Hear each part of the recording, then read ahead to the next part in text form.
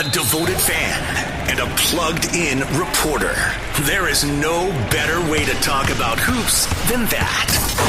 Mia O'Brien and Mitch Northam have you covered for the W, the NCAA, Unrivaled, and anything else that involves a ball and a backboard. This is the Women's Basketball Podcast. Fellow Ithaca College bomber John Rothstein likes to say, this is March. I would like to be the first to say, Mitch Northam, this is December. This is Conference Challenge Month. Welcome into this week's edition of the Women's Basketball Podcast, your one-stop shop for all things women's college hoops, the WNBA, Unrivaled, much, much more. I am, yes, that aforementioned fan, as well as reporter Mia O'Brien, joined by the one and only Mitch Northam, back after a one-week hiatus. And of course, Mitch, in the 1 week that you were not here on the pod, the ACC continued its free fall, not just in the women's basketball space, but perhaps in the college athletic space at large. And so we feel like a requiem for Notre Dame and the Atlantic Coast Conference is perhaps the best place to begin on this fine Monday, this December the 8th. What say you, Mr. Northam? Let's start by me reading the list of teams that the ACC has lost to in women's basketball this season. Are you ready? Can we please cue up the world's smallest violin? Producer Dimitri will add it in post, but I will have it with my fingers right now. All right, here we go. Holy Cross, Providence, Harvard, UMass, James Madison twice. Murray State, Quinnipiac, Drexel, Division III, Scranton, Lafayette, Ball State, Bill and Mary, UMBC, Rhode Island, Florida Gulf Coast, Princeton, Jacksonville, USF, North Texas, St. Louis, Grand Canyon, St. John's, Georgetown. That's it. That's all of the mid-major or Big East adjacent teams that have beaten the ACC this season in women's basketball, which was compounded. The struggles for the ACC got even worse this past week when they went 3-13 against the SEC. A couple of those games could have gone some different ways had the ball bounced the wrong way, right way, a couple different times. But nonetheless, resumes are about wins and losses and not what ifs and what could have beens. It was a very, very rough week for the ACC in women's basketball.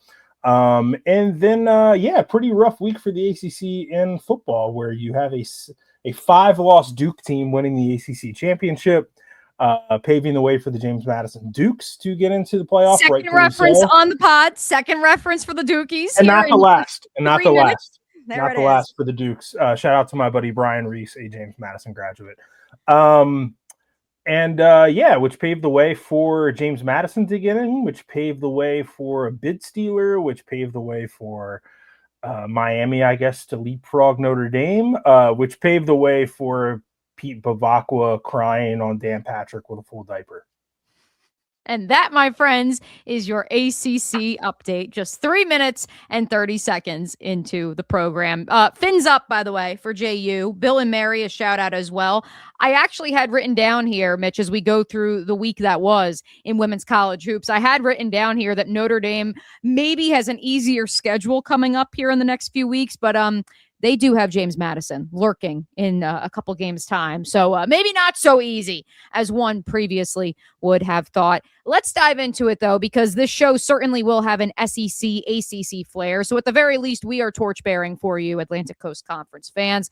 And even if that means maybe pointing out all the warts that exist on your women's college basketball teams and football teams, for that matter. We begin as we do each week with our starting five, our 5 biggest games from the week that was. Mitch, lead us off with a former member of the ACC and the Maryland Terrapins. Yeah, pretty interesting week for Maryland, I think, just overall. So first off, Maryland is your first 11-0 team on the season. That came after they escaped a double overtime win at Minnesota with an awesome game from Sailor Poffenbarger, who I think had 30 points and, let me double check this, 10 rebounds. So 30 and 10 game for her, 25 points for Aluchi Okanawa.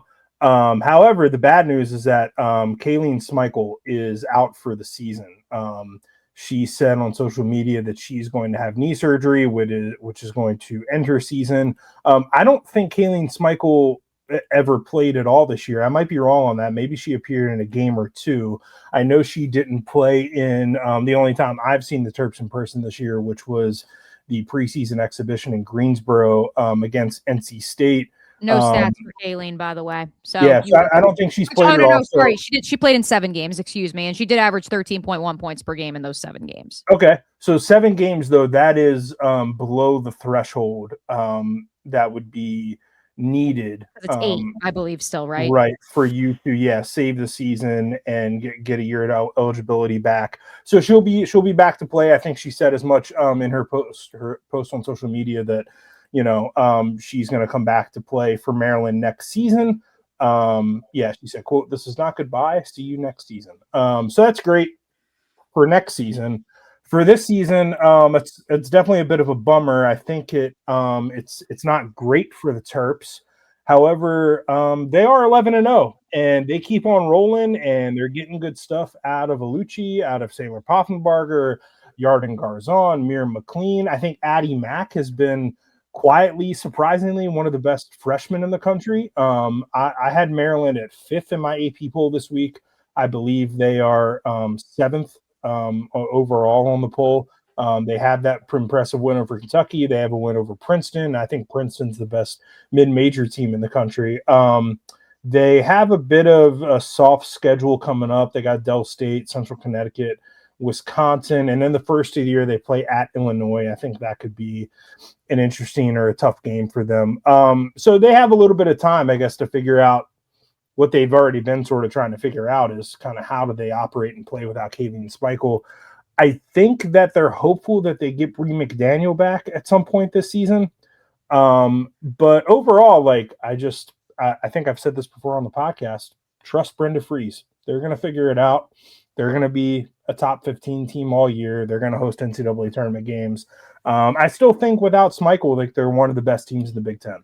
Well, I think because they're one of the deepest teams in the Big Yes. Ten, and they also clearly have deep pockets. I would like to let Alucci know she was spared being this week's beef of the week because her former head coach, Carol Lawson, is too busy feuding with other players actually on the court as opposed to in the headlines. To the Minnesota point of it all, though, Mitch, we talked about this 2 weeks ago on the pod. This idea of the Big Ten being better than we thought it was, combined with the free fall of the ACC, I think this only enhances the case.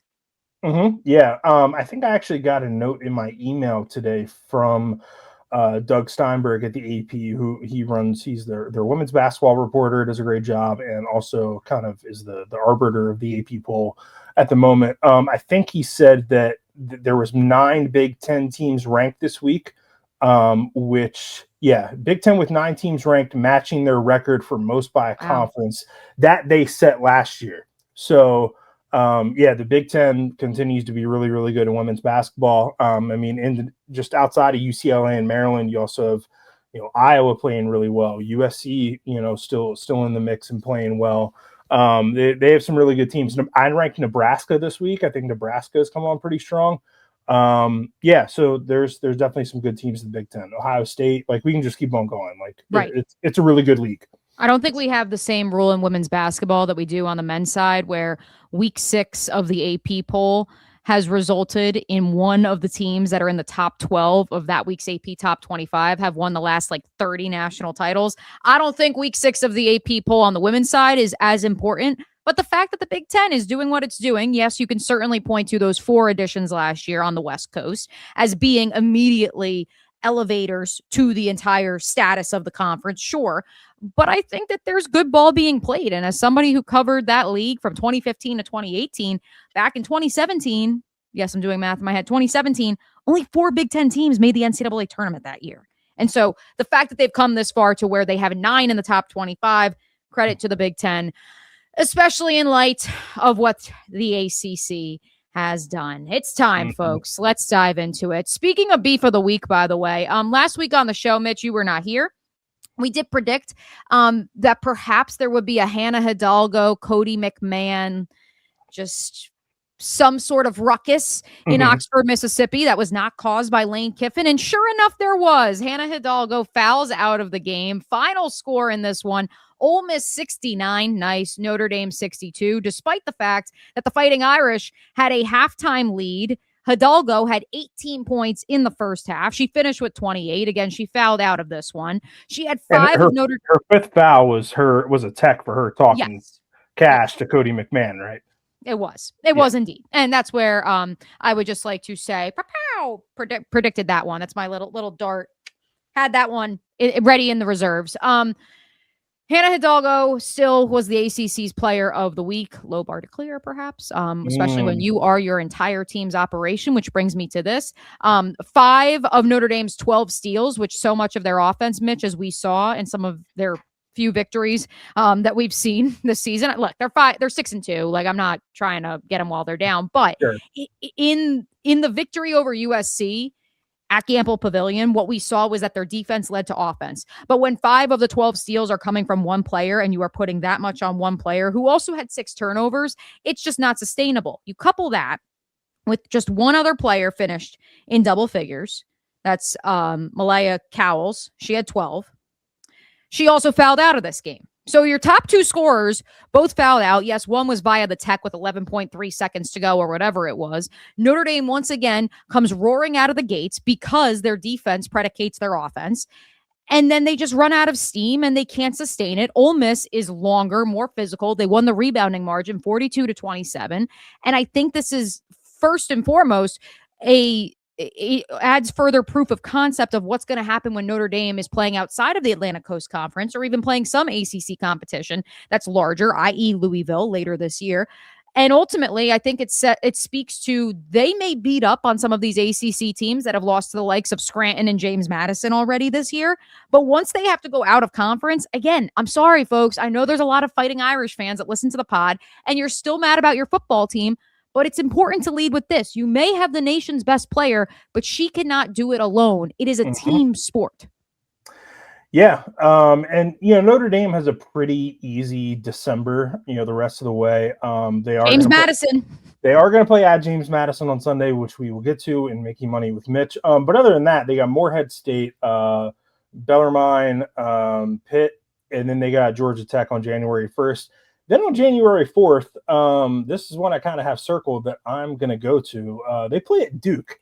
And I think Duke may be trending in a better direction now, despite what happened against LSU. I'm just curious to see. Duke does have size. Duke does have players capable of guarding Hannah Hidalgo. So I'm interested to see that. And then just kind of looking ahead to play the schedule game real quick as we get deeper into January, they have a stretch, Notre Dame does, where they play North Carolina, Louisville, UConn, and Miami 4 games in a row. And Miami has some size and is a big team, and they're improved and they're better this year. So we're, I think, going to learn a lot about just how good Notre Dame actually is and what their ceiling actually is in January.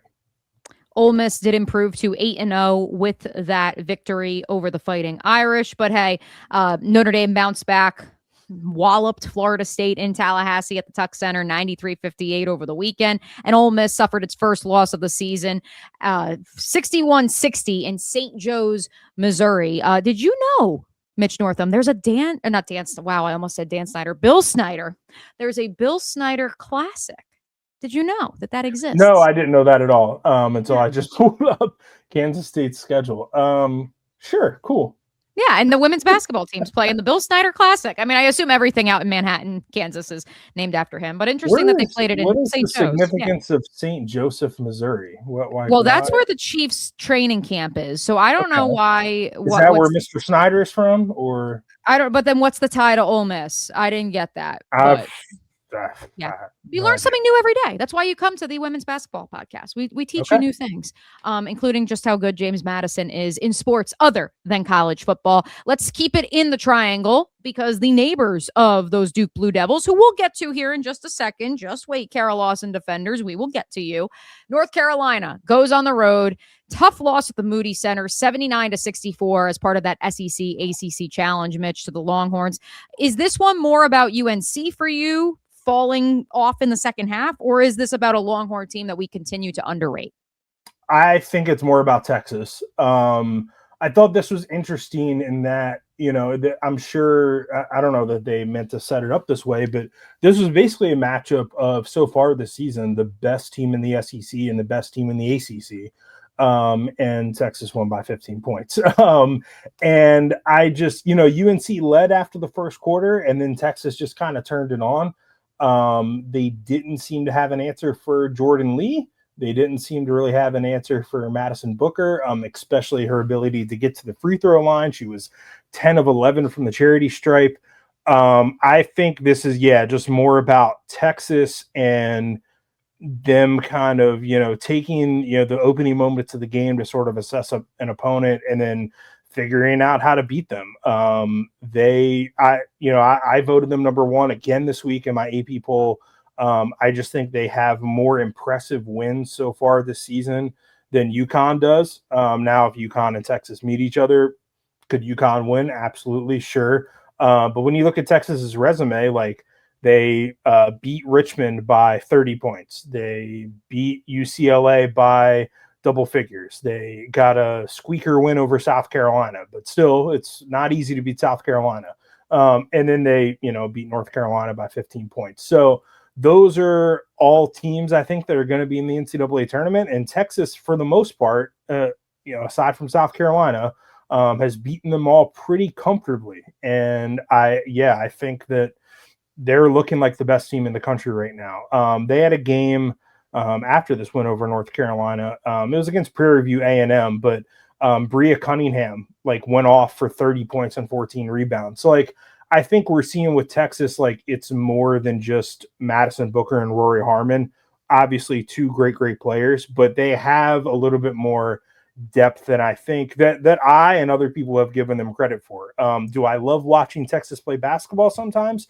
No. I've likened Vic Schaefer to Kirk Ferentz, and sort of the way that he runs his offense for the Iowa football team.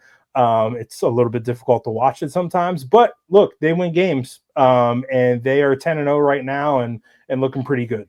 And also, I'll give Vic Schaefer this. Much like Kirk Ferentz, he develops players. I think Kyla Oldacre has taken the next step here in 2025. Justice Carlton has become a fan favorite as well as she continues to develop.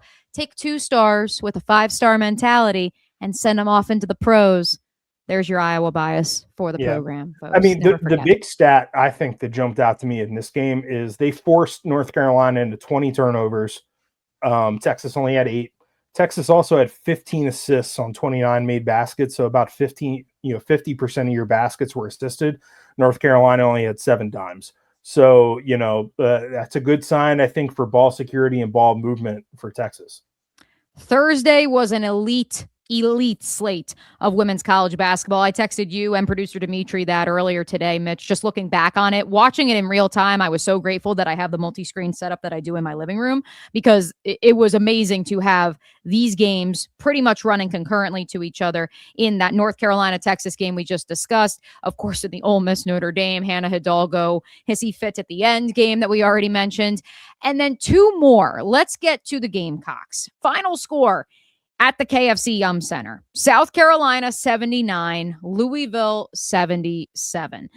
I think we will side on the same viewpoint when it comes to this game, which is this game was once again another proof of concept game in a negative light when it comes to the lack of production from Dawn Staley's bench. Just 4 bench points comparatively to Jeff Walls' Cardinal had 34 bench points. They had 4 players in double figures. We've talked a couple times over the last few weeks, Mitch, about Tanaya Latson trying to balance this idea of being a point guard and being that player that led the country in scoring the last 2 seasons at Florida State. She was held to just 9 points. Thankfully, the rest of the starting 5 went off. Tessa Johnson showed up in the second half. She was 4 of 7 from 3-point range. South Carolina shot almost 50% from the floor. So did Louisville. It was a really exciting game, but ultimately, kind of like we just talked about with Maryland, how we're not worried about the Terps because of the depth.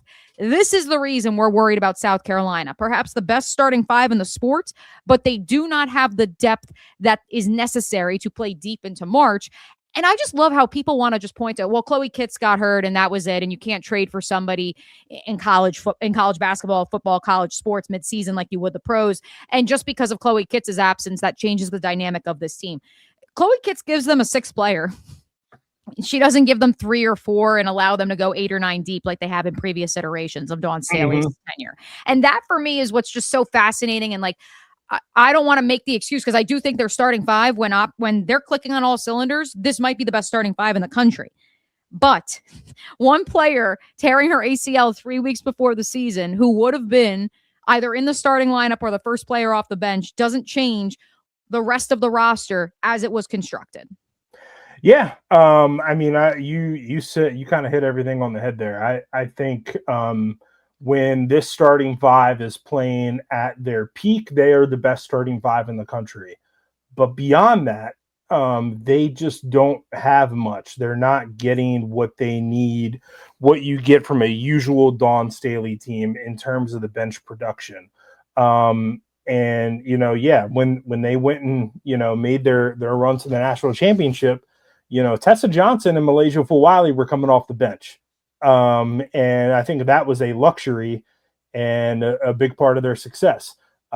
Joyce Edwards, I think for the most part last season came off the bench. Yep. Because Chloe Kitts started. Correct. Yeah. And you had Ashlyn Watkins in the mix and, you know, she's out for the year too, but we knew that when the portal was open.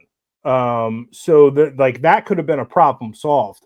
I'm not sure like if South Carolina had any misses in the portal or if there was a high school player that was supposed to come that didn't or whatever, but yeah, this roster is thin. It's really thin.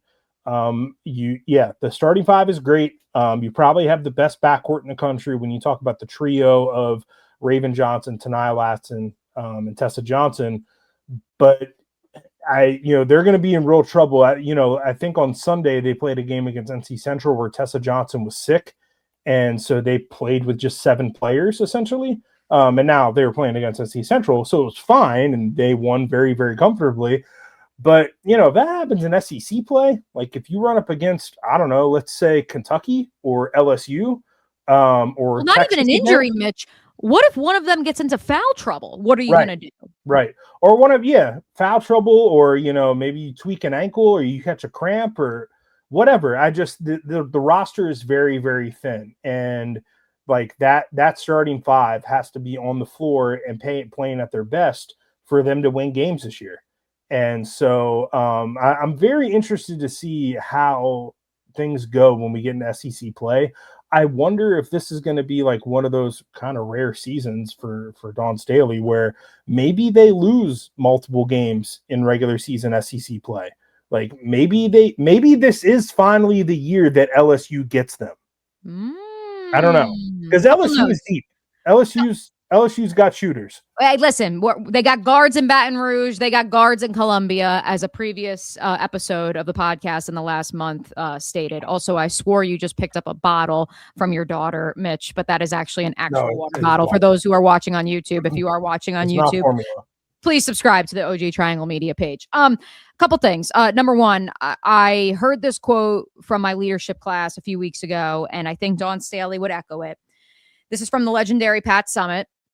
If her team, and she told this to Sally Jenkins once upon a time, if her team lost once in the regular season, she felt good about their odds to win the national title. If they lost twice, there was no doubt in her mind they were winning the national title. And Sally said, why? And she said, because it's going to force us to look ourselves in the mirror and make changes and recognize that you never want to feel this way again. Sure. And I'm sure that Dawn Staley has that quote up somewhere in Columbia right now and is trying to reinforce that. Next point of contention. This is not Dawn Staley's typical South Carolina outfit, as we've previously discussed. They're a guard-heavy unit. The bench reflects that, in addition to those 3 players who are probably their best 3 players on the roster, all playing in the backcourt, an even rebounding margin with Louisville, Mitch. Is Louisville that big? That they should have 34 rebounds. South Carolina should only have 34. Okay. Cool. Just want to make sure we had that. And also justice for Maddie McDaniel, just because, of course, this is a Bishop McNamara household that I live in, given that my fiance is a grad. And so he's always rooting for his fellow McNamara alums, even though we have kind of heard that I guess she wasn't going to class or at least wasn't performing up to snuff. She only played 5 minutes in this game against Louisville. They're probably going to need more from the former McDonald's All-American 5-star recruit out of the DMV because I don't know where else they're going to find production from outside of that starting 5. Yeah, I do just want to add, like, I thought that despite losing, you can't take a lot of moral victories or silver linings sometimes, but this was a good showing and sign, I think, for Mhm. Louisville. For sure. Just Say, considering, say something nice about the ACC Challenge, yeah, Mitch. That we can do. a couple weeks ago, like, they hosted Kentucky, and Kentucky came in their house and won by double digits, right? So to do this, to be in the game that late against South Carolina, to only lose by 2 points, good sign. Good sign for Jeff Walz and the Louisville Cardinals. I think, in my opinion, they're probably the second best team in the ACC right now, and I think that they have a lot of room to grow still. Like, they could be a lot better by the end of the season. They shot 48% from the floor. We'll be curious to see if that number carries over to ACC play. Let's round out this week's starting five, not with a game, but with some practices that are coming up later this week in the Triangle area. Yeah. So Kara Lawson is going to host her first Team USA training camp this weekend at Duke. I believe it's going to be in the Coach K Center, which is their little practice facility they have on campus there.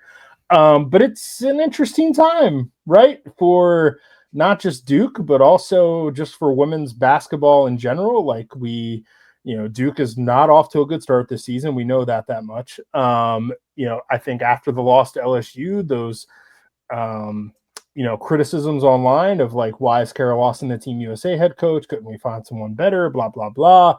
All that stuff has gotten a lot louder. And so not only do you have that mechanism going on, not only is it her first training camp as the head coach of the team, but you also have the WNBA CBA negotiations happening. And I think we saw at the Duke game, there were some people who tweeted out a clip of Adam Silver talking to Elena Beard, who was involved in that Project B. Mm-hmm. I thought that was pretty interesting.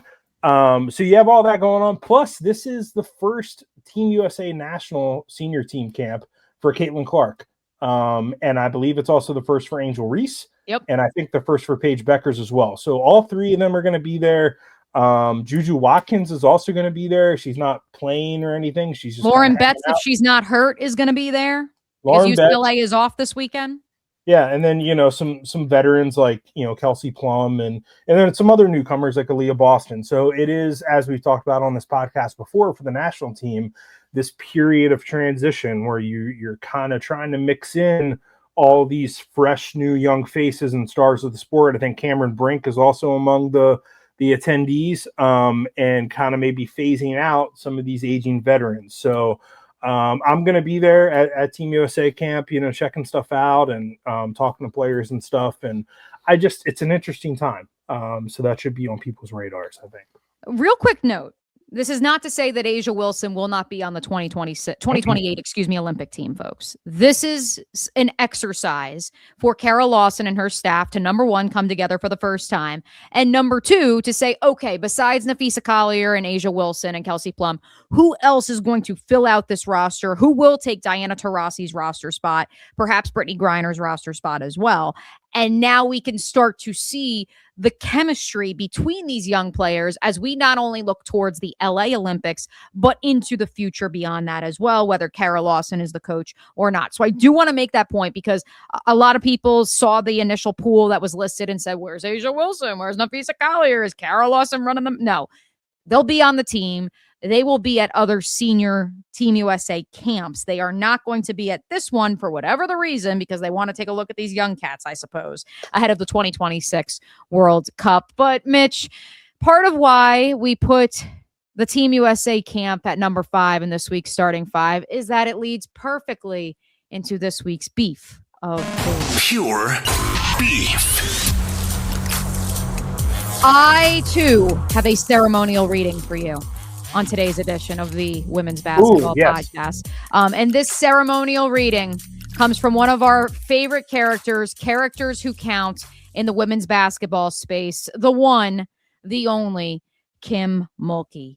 Here is Kim, post-game, after LSU came back to defeat Duke last Thursday in the SEC ACC Challenge. Mitch was in Durham, North Carolina for this, but for those of you who were not, here is Kim Mulkey on the interaction between Flau'Jae Johnson, her star point guard, and Duke head coach and Team USA head coach Kara Lawson. Let me say this. I recruited Kara Lawson back in my Louisiana Tech days. She went and played for Pat Summitt. She's learned the game. Now she's going to be the Olympic coach. She's done a lot of wonderful things in her career. When you become a coach, USA basketball, LSU, Duke, players aren't always going to be happy and content. And Flau'Jae lost a lot of confidence this summer playing with USA basketball. And it's my job when she gets back to campus to bring her back to where she can help LSU. I had a conversation with her many times this summer. Had one before we came here. And I just winked at her and I said, just be you. Do what you do for LSU. Don't make it personal. Don't try to be somebody you're not. Just you and that purple uniform with those 3 letters speaks volumes. Bravo. That was fantastic. I've been practicing my Kim Mulkey for decades. Point being, Mitch, I compound that with this tweet from Flau'Jae Johnson that I'm assuming, I didn't look at the timestamps, was posted after her head coach's comments. Last night. Okay, so there we go. So after Kim Mulkey decides to insert herself into the beef, because of course she does, Flau'Jae tweeted out, including the GIF of the video of her and Kara in the handshake line. Last night was a competitive environment, and Duke is an amazing team. Their record, I'm not even going to try to do Flau'Jae's accent. Sorry, Savannah fans out there. Their record does not reflect their grit or toughness. I was fired up in the moment. I have nothing but the utmost respect for Coach Kara Lawson, the coach I won my first gold medal under. Don't get it twisted. She is a legend. By the way, folks, final score in this one, 93-77. LSU does not score 100 points, but they do hang 93 on the Blue Devils. Mitch was in the house. What do you say about the beef? What do you say about this win for the Tigers? So I was actually not in the house. Oh, you didn't go? No, I was with my, I was hanging out with my father-in-law in the hospital. Oh, yes. He's good, but yeah. But our friend Lindsay Gibb was there. Shout out to Lindsay for filling in for me last week. And our friend Aaron Beard was there, and Marissa Sisk. And so, yeah, they filled you in. I got filled in. Shelby Swanson as well. Yeah, and I saw a bunch of clips and saw some of this game. I thought it was interesting that Kim Mulkey asked Flau'Jae Johnson to not take it personally, because I think that's exactly what she did. The Michael Jordan meme, and I took that personally. So, the root of all this is Flau'Jae, I think, felt like she didn't get the playing time that she deserved this past summer with the AmeriCup team. And I don't know whether that's right or wrong. I mean, if you go look at some of the stats and stuff from, that team was stacked, absolutely stacked. Pretty much any star you can think of in women's college basketball right now, Hannah Hidalgo, Olivia Miles, Joyce Edwards, all of them. Howdy Crooks. Audi Crooks, Michaela Blakes. Michaela Blakes ended up being, I think, the MVP of the AmeriCup. She's only a sophomore, folks. We're going to talk about her later in the show. And I think Joyce Edwards actually was the player who played the most minutes for that team under Kara Lawson. And so, but if you go back and look at all those numbers, Audi Crooks didn't play all that much for Team USA either. And now you see what Audi Crooks is doing this season, where she's leading the nation in scoring. And by the way, those odds for National Player of the Year, they've changed a bit. So if you didn't get on the Audi Crooks train early, big one Wednesday night, folks. We're going to get to that with Making Money with Mitch as well. Indeed. But so Flau'Jae goes out in this game. Like, this is one of the best games she's played. 18 points on 7-11 shooting, 3 of 4 from 3-point land, 5 rebounds, 3 assists. Does have 4 turnovers, but it is what it is. And has a block as well, and really is the bus driver for LSU in this win. Talk some trash to Kara Lawson. And I thought that was fun. I didn't have a problem with it. Did Kara respond yet? Did Kara respond at all to it? I don't know. I would have to go back and look at Kara Lawson's full press conference from that game. I don't think she said anything that was particularly interesting about the Flau'Jae interaction. Does Kara say anything that's interesting? I'm just kidding. Duke fans. Occasionally. We those of us locally here, sometimes you get good Kara who's very engaging and willing to answer all the questions you have. Sometimes you get bad Kara, who is very short and stares at you like you were the dumbest person in the world. So I'm not sure which one they got on Thursday night. I think for the most part they got good care. She gave some good answers about the ACC struggles and things of that nature. But yeah, I know I noticed in real time, like when Flau'Jae hit that three and is saying what she's saying to Kara Lawson, like Kara did acknowledge it and she said something like good shot and like kind of nodded and kept it moving. But yeah, I thought all that was pretty interesting. The other thing that I want to point out about this, I think we've talked about this before, how Kara maybe has not made a lot of, let's say, friends in the ACC and maybe at Duke as well. I just want to point out that people here locally who can cover the team know this, but she is already on her third sports information director in 5 seasons, which I think is interesting. However, I noticed that LSU tweeted out this picture before the game of Manny Diaz, Duke's head football coach, like giving a hug to Kim Mulkey and hanging out with Kim Mulkey. And I just got to say, as someone who has covered a lot of Duke women's basketball games over the past whatever years, I don't think I ever saw Mike Elko at a women's basketball game, and I don't think I ever saw Manny Diaz at one. Didn't see Manny Diaz at Kara Lawson's Team USA press conference, like when she was announced as the Olympic coach, and there were a lot of other Duke and ACC dignitaries. Was Coach K there? Coach K was there. He was not. He recorded a video that was played. Now John Shire and Jay Billis were there. But I thought that was just interesting to me. It was just kind of like a kind of moment. So that was the other thing that stuck out to me about just all the social media going on around this game. That's what the beef was from this game, the final of 4 Dandies on Thursday. To the Duke of it all, though, Mitch, they did break their 4-game losing streak because that LSU loss was their 4th in a row. Mm-hmm. They do defeat Virginia Tech over the weekend to get back on track. They are now 4-6 on the season. Upcoming schedule for the Dukies, South Dakota State, always a pretty, competitive mid-major. Belmont as well. Syracuse, BC, and yes, then Notre Dame in the new year once the calendar flips to January. Yeah, and you got 12 days now between, we're recording this on a Monday, December 8th. They don't play, I guess 10 days, excuse me. They don't play South Dakota State until December 18th. You got to break for exams and stuff like that. So maybe this is the opportunity, you build off that double-digit win at Virginia Tech and you can build some good stuff going into South Dakota State and Belmont, who are 2 really good mid-major teams, and those are going to be tough outs for Duke. And then you get into the thick of ACC play. And who knows what's going to happen. If college football has taught us anything, if the first 6 weeks of the women's college basketball season has taught us anything, never try to predict what is going to happen in the ACC. Before we get to some hot seat talk, yes, just 6 weeks into the college basketball season, I want to tell you about our friends over at auditoryfx.com. If you liked that wonderful opener, hey, Dimitri, can you play it one more time? The beef of the week, please. Pure beef. You can make your podcast sound bigger and more professional just like us. All the audio tools you need to take your show to the next level. Mitch, it is the holiday season and the perfect gift for you or the podcaster in your life. auditoryfx.com. Packages for as low as $19.99. It is December 8th as we are recording this podcast, and yet, perhaps because of the ACC being in the downward spiral that it is, we already have some coaches on the hot seat. I'm excited to hear who Mitch Northam already says should be maybe looking over their shoulder to see about old job security.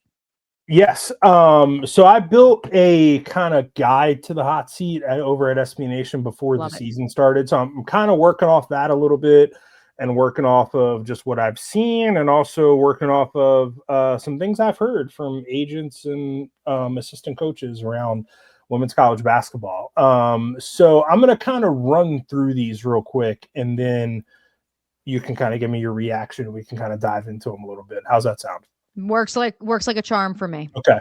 So my first tier I have here is cool down. I only have one coach here. It's Krista Gerlich. at Texas Tech. She is 10-0 this season with 3 Power 4 wins. I think Texas Tech, she was a little on shaky ground there. I thought it was interesting how they were investing in a lot of other sports, but not women's basketball. It was also noteworthy that Aaliyah Chavez grew up right in their backyard, and they did not get her. However, Texas Tech off to a pretty good start this season. Like I said, 10-0, 3 Power 4 wins. I think if they go like 500 in Big 12 play, she's in good shape there. My next tier that I have is I don't believe you. I need to see more. We're going to start off with Joni Taylor at Texas A&M. They are 6-1, but her best win is over Kansas State, and she has also lost to UT Arlington this season. So need to see a little bit more there to move you into the cool down section. Katie Abraham, I always mess this up. Abrahamson Henderson, KAH. We'll just do that. Georgia's 10-0 this year, but its best win is over Kansas, and their strength of schedule is 327th in the country. So they ain't played nobody yet, and I'm skeptical about how good they actually are. Carolyn Keeger at Penn State, they are 6-2. They've lost to Princeton and Nebraska. They don't really have any impressive wins, though. I would say their best win is over St. Joe's, so still need to see a little bit more there to kind of judge how that is going to go this season.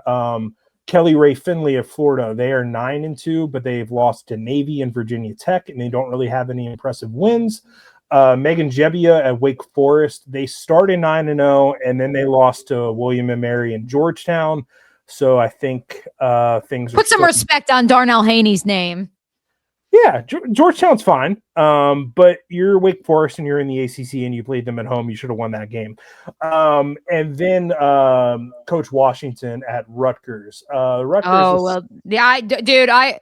want to bury it. Like, I have him in last call. Like, we need to have a conversation about Rutgers. So Rutgers is 7-3. Their worst loss is probably to Stony Brook, and they have a win over Rhode Island, which looks better now after Rhode Island beat NC State.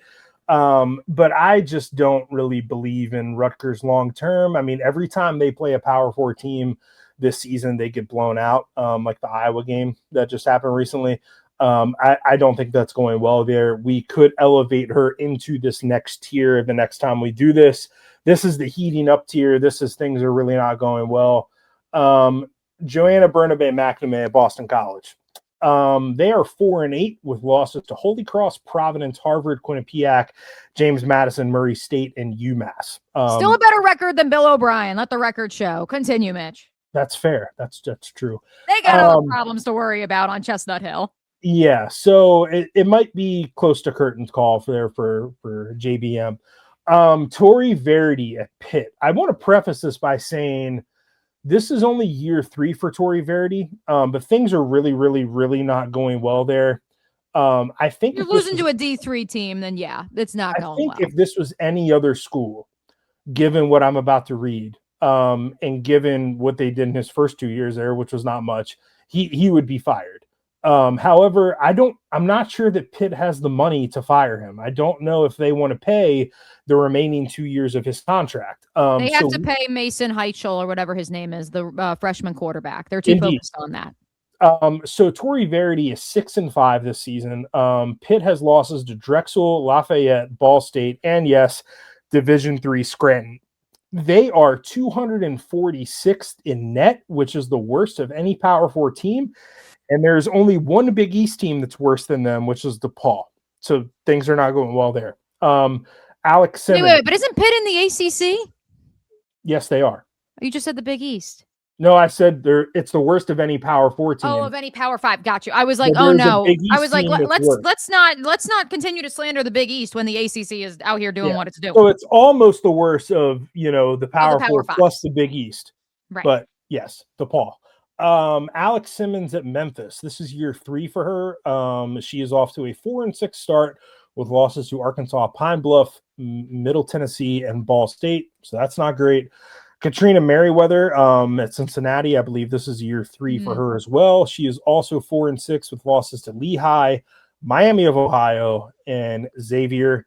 Coach Mox at Virginia, who we've talked about a little bit before. I think they're just expecting more out of her this season at Virginia, and so far she's lost at home to UMBC.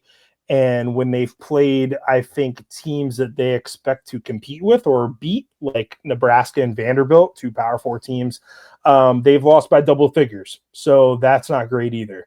So when we get an ACC play, and if things are going really south, Virginia is just one to keep an eye on. This is year 4, I believe, of a 5-year contract for her. And then we have Katie Geralds at Purdue, who was 5-4 with losses to Purdue, Fort Wayne, and Central Michigan. And they just haven't been very good during her tenure there. Our final tier is this job is probably going to open. The next time I do this, you might hear some of those names elevated into this tier. Right now, all I have there is Satya Messer at UCF. They are 7-3, and they have losses this season to Charlotte and Stetson. I think they just lost to Bethune-Cookman. Bethune-Cookman lost to Edward Waters. Different story. Sorry, Bethune-Cookman. You lost to an NAIA or Division II school instead. My apologies. Yeah. So I think it's curtains there for the UCF coach. They haven't been very good since she's been there, which has included a transition into the Big 12 from the American.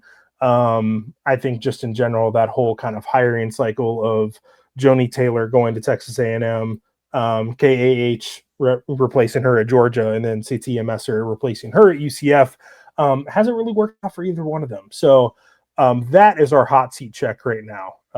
Mia, thoughts and comments? Yes, a lot to get to. I probably can't touch upon all of them. I also probably don't have enough intel on all of them to really say too much, but several of them I do have personal ties to. So let's go from the top. I agree with you. Texas Tech, much like my joke with Boston College, although in a different world, because Texas Tech has a team in the college football playoff and a top 25 men's basketball program, and Boston College does not. They're focused on other things. I can tell you from low major, mid-major world right now, for a lot of athletic directors, it is a game of, I'll worry about that when I get to it because I'm too focused on my men's basketball program, my baseball program, my men's soccer, if they made the NCAA tournament, like more focused on that. So I think with Texas Tech, the thing that's interesting is like they are spending on other women's sports, specifically softball, where they paid Missouri Kennedy $1 million a year, the best pitcher in the sport, and then spent big this past season in the portal after they went to the College World Series to try to get back there.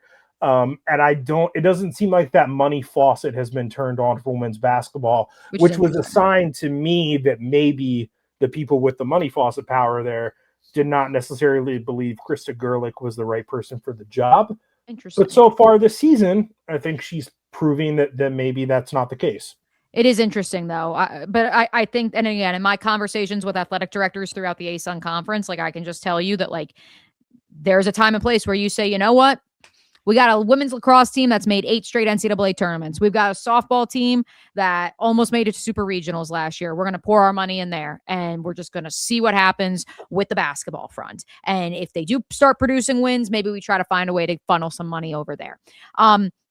UGA, KAH, was in the NCAA tournament 3 years ago, taking Iowa to the brink in her first year, was 22-12 back in 22-23. And again, made it to the second round, lost to Iowa in Iowa City. KAH, of course, is from Cedar Rapids, Iowa. That's why I'm chiming in on this. Ironically, she was at UCF prior to taking the job in Athens. Right. LOL, the 6 degrees of separation. But yes, losing records each of the last 2 years, finished 13th and 12th in the SEC. I will tie that to the Florida situation with Kelly Ray Finley. There are bigger fish to fry at both of those institutions. Indeed. But I will tell you, and again, I'm in the midway point between the two, although not really midway because obviously I'm an hour and 10 from Gainesville. But point being, like the natives, I don't want to say they're restless, but they're looking around and seeing, oh, like what the hell? Like Iowa's out here with a good women's basketball team. And Purdue won a national title in 1999. And I know that was 26 years ago. And we'll get to the Boilermakers here in a second. But point being, we're Florida, we're Georgia. We've got softball teams that continue to go to the World Series. We got baseball teams that are consistently in the super regionals. Florida women's lacrosse has been to back-to-back Final Fours. And so they're like, what the hell? Why are we not good at women's basketball when seemingly everyone else is investing in it? And so I don't have any concrete intel on either. But I will just tell you that I think with Georgia, because there's so much else going on, and Mike White and the basketball team is like the threshold is fine, like with what he's doing. I think if this continues, like I think she's on the hot seat going into next year, just because I don't think they're that high on the pecking order. Florida's a little bit different of a story. I think Scott Strickland's got his hands full. And after what happened with Kelly Ray Finley's predecessor and former boss, I think that he just wants to stay far away from women's basketball. But there are enough boosters on the ground who have expressed to me as kind of like the de facto like women's basketball person in Jacksonville, especially with the rise of the Upshot League. And of course, Donna Orender, the former WNBA commissioner, friend of the program here in town. They're like, how the hell is Florida not good at basketball? And the fact that Miami, outside of Tanaya Latson's euphoric seasons in Tallahassee, is like the standard bearer for women's basketball. It just doesn't add up. And so I do think you're going to reach a point with those two where someone is going to be like Alex Ohanian at Virginia and swoop in and just be like, here's a bag. Please be good. Because I want you to be good at women's basketball because I want to support women's sports. I would say with Georgia, I think the thing there is like, Andy Landers was the coach there for forever, right? And I think set a certain kind of standard. Like they went to 5 Final Fours. They won 7 SEC titles. So I think for KAH over the past 2 years to go 7-25 combined in SEC play, I think that's just unacceptable, I think, for Georgia fans. So if that doesn't get rectified this year, like if you don't go at least 500 in SEC play, I think you could see just like, hey, like we have a history in the sport. Like this isn't what we signed up for. And then I think with Florida, I think the sentiment that you have expressed from people you've heard there is something I've heard too. It's just kind of like, we're good at all these other sports, like volleyball, softball, tennis, track, swimming. Just won the national title in men's basketball. You just hired a new football coach, so you think you're getting that sort of squared away. I do wonder that now that the football coach thing is done and over with, I wonder if attention turns back to, hey, what's going on here? Well, especially with the baseball coach still on administrative leave. That's happening as well. Yeah, there's a lot of things happening in Florida. Welcome to Gainesville, man. If it's not spinning, like then we got a problem. Penn State, they got the product. They got Gracie Merkel. Weird content continues to follow them, but I also think that they had their own issues with Pat Kraft, the athletic director, trying to find a football coach over the last 58 days, and glad they finally did. Shout out to Matt Campbell. He's going to get a second reference a little bit later in the show. But yeah, I think Penn State is in that same boat, different than Georgia, different than UF, where we're Penn State. How are we not good at women's basketball when we are perennially one of the best teams in women's volleyball? Like it doesn't add up. And so I think that with a lot of those teams in that second tier, that's the case. We're going to circle back to Rutgers because I got a lot to say about Rutgers as a New Jersey native. And actually, you know what? Okay, so in the UCF, yes, I could see that happening just because, again, I think it's Florida is rich in basketball talent as much as we're one of the we're in the top 3 producers of football talent. And they were so good under KAH. Yes. I mean, they were one of the best teams in the American every year. KAH goes back. Just perhaps. saying. Yeah, maybe. And they've been really mining the portal. They got Jasmine Gibson from here at UNF, and she's in the rotation down there, and like they got size. So I don't know what's not clicking. But they've also got Johnny Dawkins, who outside of that Sweet 16 run against Zion, what has he really done lately in Orlando? So again, they're weighing that plus the football of it all. But they've got Scott Frost, so I guess they figure they're going to make a bowl game every year. I think in general, the transition to the Big 12 has been tougher in those marquee sports than UCF anticipated. Right. And so that's where I will briefly one other, because I already made fun of Pitt enough, and BC too. And UVA, we've talked about a lot on this podcast. Go back and listen to a previous episode if you want more intel on that. Plus, we're probably going to be elevating UVA up to the highest hot tier here in the next few weeks. Cincinnati is interesting, though, because we talked about them as a potential preseason darling because they did go out and they recruited the local area through bags at high school players in the Midwest. And so the fact that they haven't been performing up to snuff, that one's interesting to me. Before I get to my Purdue Rutgers rant, you can react to that. No, yeah, I just think I think that they're expecting a little bit better out of there. I think one thing that's interesting and might buy Katrina Merriweather some time is that she is an alum and did play at Cincinnati. So maybe that buys her another year, and that really good freshman that they recruited, that they retained in the area. She was hurt to start the season. But still, I just losses that they've had, Lehigh, Miami of Ohio, Xavier, a couple others as well. That's just not teams you should be losing to when you're in Cincinnati. Amen.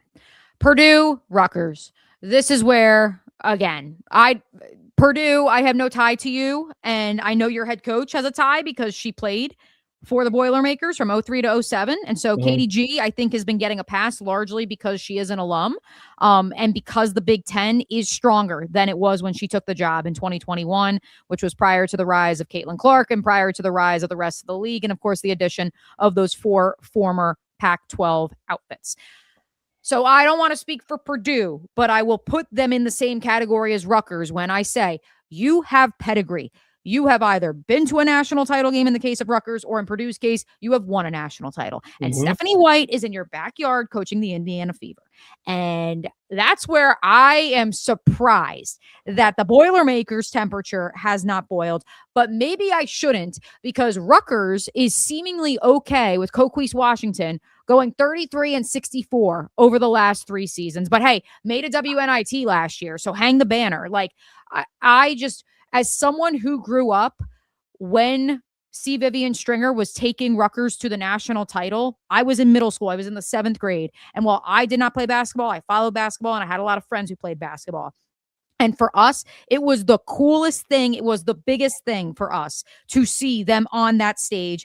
And that is all I have known. I have known Greg Schiano and his first stint at Rutgers, and beating Louisville on a Thursday night during teachers convention. So everybody was home from school and watched that game in Piscataway, New Jersey. And I knew later that year when C. Vivian Stringer took the Scarlet Knights to the national title game, and the Don Imus of it all we won't talk about. Point being, there is pedigree at both those institutions, and I am stunned to see this standard accepted. I think it's a little different with Purdue, just because it's this notion of, it's an alum. We got to, let her take her lumps. Speaking of switches, Coquise Washington was at Penn State prior to taking the Rutgers job. So a little switcheroo, perhaps? Yeah. I don't know. Well, I would say, about Katie G at Purdue, she came in the 21-22 season, went 7-15. Second season, 19-11, lost in the first 4. The past 2 seasons, this one not included, she is 8-28 in Big Ten play. And now off to the start that they're off to this season. It is worth noting that after she lost in the first 4, Purdue gave her an extension for some reason. And so now her buyout, if Purdue wanted to fire her after this season, is $1.6 million, which is pretty high for a women's basketball coach. Considering Matt Campbell's buyout at Iowa State was $2 million. Continue. Right. So yeah, that's a pricey tag to pay, which might be the thing that buys her another season. Yeah, I guess Boilermaker fans are too concerned with tweeting at me about their men's basketball team and that I rank them too low. Which, whatever, man. I get you have a national championship caliber men's basketball team, but your women's basketball team has equally as strong of a pedigree, and it's just shocking in the state for basketball that you're just like, well, we're going to give her time. It's all good. It's women's basketball. We don't care. You got Caitlin Clark playing 40 minutes away. What are we doing? You care about women's basketball in the state of Indiana. This isn't Florida and Georgia where you say, well, whatever, football's our main sport, and I guess we're good at baseball. Right. It's surprising to me. And I'm not, like you said, these are programs that have history and pedigree in this sport. Yeah. It's shocking. It's shocking. Let's keep it moving, Mitch. Let's look ahead to the week that is to come in the world of women's basketball with Making Money with Mitch. You are 9-3 on the season. By the way, 2-1 last week. Another great game that we didn't mention, North Carolina State and Oklahoma. Backdoor cover by the good old Sooners. So sorry about that one, Mitch. Or I guess technically it was by the Wolf Pack, I suppose. It was, right. Yeah. NC State lost by 5. And the line was 5.5. Sad. So, Aaliyah Chavez, though, went crazy in that game, so we will give her flowers, too. Very, very fun to watch. 9-3 on the season, 2-1 last week. We will get into this week's slate. We will start in Mia's old stomping grounds in the state of Iowa. Iowa at Iowa State, El Assico of women's basketball. Hilton Coliseum, baby. The Cyclones are favored by 1.5 points, and I'm going to take Iowa State and the points. This is Wednesday, 7 p.m. Eastern on ESPN. I like how Iowa State's playing. I think that of the two teams, they have the best player in Audi Crooks. I think this is going to be a really great and entertaining game. It might be this close, but I'm going to give Iowa State the slight edge. Iowa leads the all-time series 32-22, and in the last let's go all the way back to 2018, and obviously some of this is the Megan Gustafson and the Caitlin Clark and Kathleen Doyle of it all. Iowa State has won just one of those meetings, and that was Caitlin Clark's her sophomore season, 21-22. That game was played in Ames, Iowa. Otherwise, Iowa has won 6 of the last 7, and it's insane to see, Mitch. They've actually won 8 of the last 10. I was actually there in 2015, 2016 in Ames. Fun story. Allie Disterhoff almost got into a fight with Bill Fenley and company. A lot of fun at Hilton Coliseum in December of 2015. And that was just the second victory in the last 10 between these two teams. I agree, though. I do think there's a good chance that, especially in light of what occurred with Matt Campbell leaving in the middle of the night to go to Penn State, you saw the men's basketball team win by a record margin on the road in West Lafayette over the weekend. And Addie Brown issued this message to the haters of hey, I know you're crying about Matt Campbell, but you should come watch us on Wednesday night. And I love it. I'm here for the Robin to Audi Crooks' Batman standing up and saying, this is a women's basketball state, and we're pretty good. And we have a National Player of the Year contender, so you should come watch us play. Yeah, and they've been good for a while. Also, if you're an Iowa State fan, Matt Campbell's been flirting with leaving for 5 years. I didn't believe it, dude. You weren't shocked by this. Come on. I could do a whole podcast just on that. Let's continue with this week's picks. Okay, second game. This is Saturday, 5:30 p.m. Eastern on Fox. UConn is at USC. I am taking UConn and the points. They are favored by 8.5. I just think the Huskies are a war machine, and they should have no problem winning by double figures in Los Angeles against the Juju Watkins-less Trojans. And shout out to Jazzy Henderson Davidson. Listen, it's a bit at this point. I said it last week with Lindsay, and Lindsay was like, "Oh, it's the bit," and I was like, "Yeah, I know. I for whatever the reason have this mental block that I can't get Jazzy's last name right." But point being, again, this is a young squad. I think it's going to be. I could see them covering the spread just because it is at the Galen Center, or is it is it a Crypto Arena? I don't wherever it is. That I don't know. Point being, they are a frisky team because of their youth, but let's be real. We all know that they are looking ahead to next year, not just when they get Juju Watkins, but they get Sanaya, the number 1 overall recruit, their third number 1 overall recruit in a 4-year span. And I think for UConn, they've read the noise, or they've listened to the noise. They've read the headlines. They've listened to this podcast. Yes, AZ Fudd listens to this podcast. You didn't know. They know that we have questioned their strength of schedule up to this point, and so they recognize the opportunity that they have in front of them. It is at the Galen Center, by the way. Okay, so it's on campus. I think it'll be a good game. I think in the end, UConn probably wins by 10 or 12 or something like that. But yeah, should be interesting. Did Lincoln Riley opt out of a bowl game yet, or can he bring his team over there? I think he is playing in a bowl game. Yeah, they are. I just have to get a Lincoln Riley dig in there. Continue. Unless he leaves for some opening that we don't see coming. Game 3. This is Sunday, 4 p.m. Eastern, ESPN Plus. In Harrisonburg, Virginia. Notre Dame is playing at James Madison.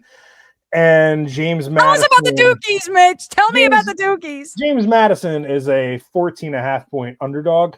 And I'm going to take the James Madison Dukes to cover against the Notre Dame Fighting Irish. James Madison has had a good program for several years now. They have wins this season over Liberty, who made the NCAA tournament last year. They have a win over Virginia Tech. They beat Boston College super comfortably. They beat Wisconsin very comfortably. They just beat VCU. They're a good team. They're a good mid-major team. They're the favorites in the Sun Belt. I just think at home against this specific Notre Dame team, I think 14 points is too many. And I think that James Madison is going to keep this closer than that. I would like to commend Niele Ivey for not being afraid to go to Harrisonburg, Virginia, because there are plenty of Power 4 coaches that would not go on the road. And to that point, say something nice about the ACC and Notre Dame. Their entire schedule up to this point, they have not shied away from competition, whether that is elite mid-majors like James Madison or, any of the various Power 4 outfits they've played up to this point, including hosting USC and, of course, the SEC ACC Challenge we already discussed, and Michigan, and the list goes on. So I give you that, Notre Dame. You're not afraid to back down from a fight. I will say for James Madison, if they somehow win this game, that would be their third win this season over an ACC opponent. James Does that Madison, mean James Madison is now? Wait, they already are the champions of the ACC. James Madison last year was they were the regular season Sun Belt champs. They had a really great resume. They got upset in the Sun Belt championship game by Arkansas State, and they got left out of the tournament field. And there was a case you could have made. I'm not sure how strong it was that they had a resume to get an at-large bid as one of the last four in. I think this year, like if you beat Notre Dame, if you can take 3 ACC wins into March, like that you got to feel pretty good about your chances of getting an at-large bid at that point.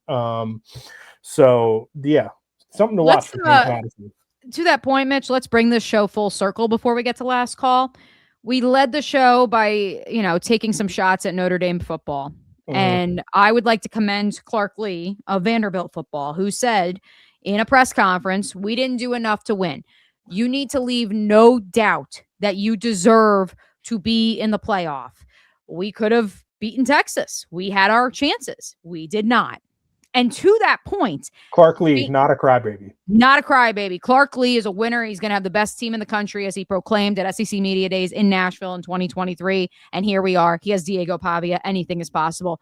James Madison, much like Clark Lee and Vanderbilt, clearly took that approach of we are leaving no doubt that we deserve to be in the field. We are not leaving Selection Sunday to chance. And to your point, if they beat Notre Dame, then there is no question. We'll see what happens in conference play, but obviously it would be a massive, massive resume booster. So Mitch's picks, to recap, he has the Iowa State Cyclones, a 1.5 home favorite against their in-state rivals, the Iowa Hawkeyes. By the way, Jan Jensen, 2 8-0 starts in her career. Lisa Bluter had just 1 8-0 start in her storied tenure as head coach of the Iowa Hawkeyes. So shout out to Jan.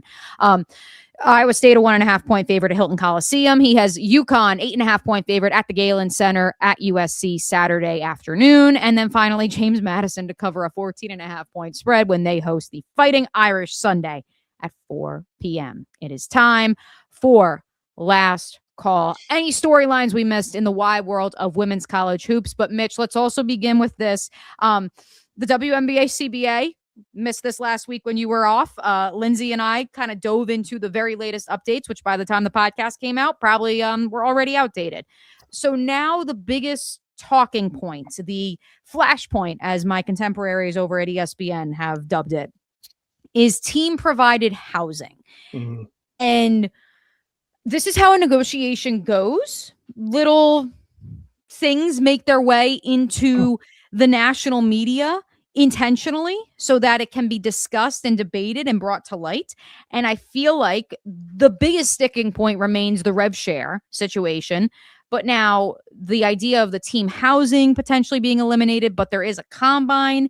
That's the latest that I have in the CBA negotiation. I'm curious what you've heard in terms of where this is progressing with the January now 9th extension and deadline looming. The thing that jumped out to me last week that I texted a couple of people about was the report that, because they're increasing salaries and doing all these things, you have to add more games. And there was, I guess, it was floated that they would move training camp into March during the NCAA tournament.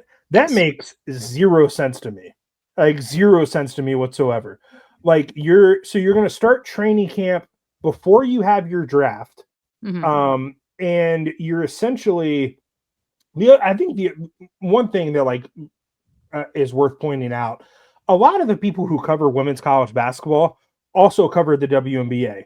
So if you're expecting to have any sort of media coverage during your training camps and during your off season and stuff, you won't. Like everybody's going to be covering March Madness stuff. I think that's absurd. You should extend the season, not backtrack. Right. You know what I mean? Like don't go back into March, go further into November or even December if you have to. Like who cares if you overlap with the NBA or with the start of the college season? But I think to go like, almost head to head, like if there's a situation where they might be playing preseason games against March Madness, like and that, without their full roster, because the draft would not have taken place at that point. right? And then if you have injuries in training camp, like that could influence how you draft. Like I just think that's a bad idea. That's a disaster. I think the idea, like people don't realize facilities are open during January, February, and March, and while training time is limited, you could look at the National Football League, and they do have OTAs that start prior to the draft. I would just like to see more organized team activities. And that be the part of training camp that maybe starts in March, because a lot of this I do think is with the idea of, hey, let's avoid soft tissue injuries. Let's have more of a ramp up period. And I respect that. Call it OTAs. That's fine. I mean, Team USA had a camp going on during the Final Four 2 years ago. So like, just they do that. Call it camp. Like that's fine. Like say it's preseason, off-season program. I don't know what you want to call it. Yeah. But yeah, don't be doing roster cuts prior to the draft. Actually, I just think that if you're going to move the calendar, moving it back is the wrong move, because how many injuries have we seen to rookies in their first year in the WNBA, because that runway is so short. So you're going to shorten that runway even more. Like that sounds like a bad idea to me. Like just go into November. Go into November, go into December if you have to. Play Tuesdays and Wednesdays. Maction doesn't start until late October anyways. We need something to watch middle of the week. Yeah. Please. One other note from the professional ranks, but also relates back to college, and I cannot wait to not only get your take on this, but producer Dimitri might get fired up, and he may chime in as well. Sue Bird's jersey was retired by UConn at long last over the weekend. She is the third Husky to have her jersey retired and now hanging in the rafters. Rebecca Lobo's jersey was retired in 2019, Swin Cash in 2022. I'm cool with this. I love this. I think it's awesome that Gina Auriemma has said, you have to be the elite of the elite, and we are waiting like 20 years after you graduate to retire your number. Because I look at, and sorry, Colts fans, I hate to hit you while you're down, but Jim Harbaugh played for the Indianapolis Colts for like 4 minutes, and his jersey is hanging in the rafters. Is it really? Yes, it is. Look it up. And he's in the Ring of Honor. And there are some franchises that just want to retire jerseys for the sake of it. Like, it's okay. Like, we have this debate in Jacksonville all the time. Like, Maurice Jones-Drew should be in the pride of the Jaguars, and the fact that he's not is a travesty. But like, Paul Posluszny or Brad Meester, Mr. Jaguar, shout out to Cedar Falls, Northern Iowa, all my people up there. AP forever, Appleton Parkersburg. He's now the head coach at Mount Vernon. But point being, like, Brad Meester never made a Pro Bowl. Like, yes, he has the most games in a Jaguars jersey of anyone, and that's great, but he was never like the elite of the elite. And so that's where I don't know. I find jersey retirements very fascinating. Our friend and sometimes co-host Rebecca Kopelman was outraged that it took this long to retire Sue's number. I disagree, though. I'm okay with it just being the elite of the elite, even for one of the most elite programs in the history of the sport. Yeah, I'm fine with this. I think the less jersey retirements, the better. Like, we don't want to do Boston Celtics where they just retire like 30 numbers and all that good stuff. I like, my favorite NFL team, the Steelers. We have 3 retired numbers. It has to be the elite of the elite. 2 of those guys are Franco Harris and Joe Green. And they've won a lot of Super Bowls out there in Western Pennsylvania. They have, indeed. So just file that one away, folks. A couple other news and notes from the week that was from me. Olivia Miles had her 7th career triple-double over the weekend. She is now number 4 all-time in that statistic in women's college basketball. I told you you'd get another Michaela Blake's reference. The Vanderbilt sophomore has somehow already scored 1,000 points. Like, how? I don't get it. Like, statistically, I don't understand how it's possible, but here we are. She already has 1,000 points. So shout out Michaela Blake's. That's rather cool. All right. Tell me about this kind of suspended for the moment situation in Louisville, Mitch. I'm fascinated. NC State. Oh, NC State. Sorry. Yeah, I actually don't know a whole lot about this, but I'm going to attempt to learn more over the next few days. Lorena Awu. NC State sophomore forward. Westmore said she's kind of suspended for the moment. I don't know what that means, but that's a direct quote from Westmore. She didn't play against Seton Hall, wasn't in the building, I guess, which is what led to the question being asked. So I'm going to try and find out some more about that. Continues to be an interesting season for NC State. Wild. You have one note from the American Athletic Conference before I wrap with some WNBA content. Yes, Megan Nestor, North Texas, 34 points, 31 rebounds versus Texas Southern. First game that someone's had a 30-30 game since 2019, and just the third time that's happened since 1981. Also sets the American Conference record for rebounds in a game. So shout out to Megan Nestor. Mean Green didn't get it done on the gridiron, but they got it done on the hardwood. Final note from me. And I don't think I mentioned this to you, Mitch, or producer Dimitri. My producers at Game Night on ESPN Radio, big WNBA fan, shout out to Cam Ursery, workshopping how Angel Reese can, yes, be traded out of Chicago, as we have pitched on this podcast, for the sake of having a change of scenery. And Cam has been saying for weeks that he thinks that she should team up with Paige Beckers, this need for more front court depth in Dallas, and perhaps under the tutelage of a veteran college coach in his first season in the W and Jose Fernandez, not being the focal point, because Paige Beckers and whoever they take number one overall in this upcoming WNBA draft would be the focal point, that would be healthy for Angel Reese's career long term. Well, she was spotted with Paige sideline, courtside, filming some videos. And of course, they'll both be in Durham with you this weekend. So I don't know. I texted Cam and I said the plot thickens, and he said I had it first. Yes, I believe they were promoting their the Reese's Oreos, Oreo Reese's. It's the Reese cups that have Oreo pieces in them. Okay. Apparently, is what they were promoting. And I didn't realize they were buds. So apparently so. I don't know. I don't want to speak for Jose Fernandez, but I'm not sure that Angel Reese is quite his cup of tea. But yeah, it's going to be interesting to have Paige, Angel, and Caitlin all in Durham this weekend with Kara Lawson. I very much look forward to next week's edition of the Women's Basketball Podcast, when we're going to talk all about the chaos in the triangle that doesn't have to do with Duke playing very bad basketball. We will have a debrief. I cannot wait. He's Mitch. I'm Mia, saying we will catch you next week. Deuces.